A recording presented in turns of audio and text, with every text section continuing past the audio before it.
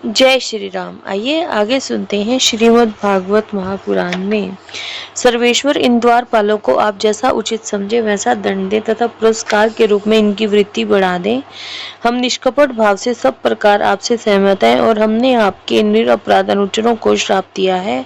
इसके लिए हम ही को उचित दंड दें, हमें वह भी सहज स्वीकार है। श्री भगवान ने कहा, मुनिगण, आपने इन्हें जो श्राप दिए हैं सच जानिए वे मेरी ही प्रेरणा से हुआ है। अब ये शीघ्र ही दैत्य योनि को प्राप्त होंगे और वहां क्रोध वेश से बढ़ी हुई एकाग्रता के कारण से दृढ़ योग संपन्न होकर फिर जल्दी ही मेरे पास लौट आएंगे।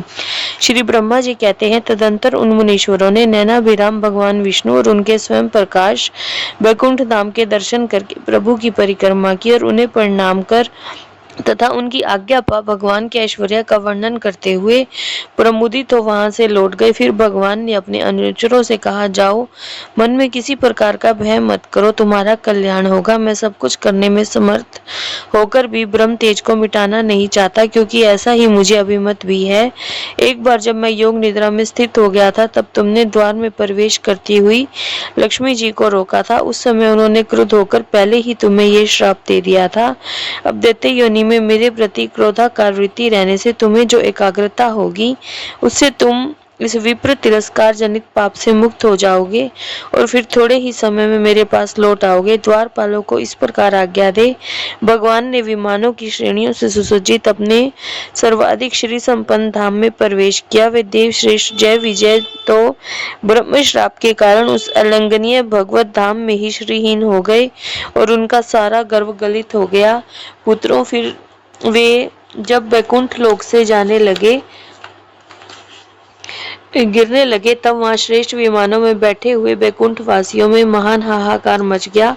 उस समय दीति के गर्भ में स्थित जो कश्यप जी का उग्र तेज है, उसमें भगवान के उन पार्षद प्रवरों ने प्रवेश किया। उन दोनों असुरों के तेज से ही तुम सबका तेज फीका पड़ गया है। इस समय भगवान ऐसा ही करना चाहते हैं। जो आदि पुरुष संसार की उत्पत्ति, स्थिति और लय के कारण है, जिनकी योग माया को बड़े बड़े योगी जन भी बड़ी कठिनता से पार कर जाते हैं, वे सत्वादि 3 गुणों के नियंता श्री हरि ही हमारा कल्याण करेंगे। अब इस विषय में हमारे विशेष विचार करने से क्या लाभ हो सकता है। इस पूरे अध्याय में जय और विजय जो भगवान विष्णु के पार्षद हैं, उनका वैकुंठ से पतन के बारे में बताया गया है कि भगवान विष्णु 4 ब्राह्मणों के पास आते हैं और उनसे कहते हैं कि ये मेरे पार्षद हैं, आप इन्हें ऐसा वरदान दीजिए कि ये जल्दी ही अपना पाप कर्म भोगकर, श्राप भोगकर वापिस आ जाएं। और फिर श्री विष्णु जी लक्ष्मी जी से कहते हैं, क्योंकि मैं एक बार जब आराम कर रहा था, योग निद्रा में था, तब तुमने जिस द्वार से प्रवेश किया था तो तुम्हें वहां रोक दिया था इन पार्षदों ने। ये सब उसी श्राप का परिणाम है, इसलिए ज्यादा सोचने का विषय नहीं है। और फिर यही पार्षद दीति के गर्भ में स्थित जो कश्यप जी का उग्र तेज है, उसमें भगवान के पार्षद प्रवेश कर जाते हैं। इति श्रीमद्भागवते महापुराणे परमहंस्यां संहितायां 3. स्कन्धे 16. अध्याये। जय श्री राम।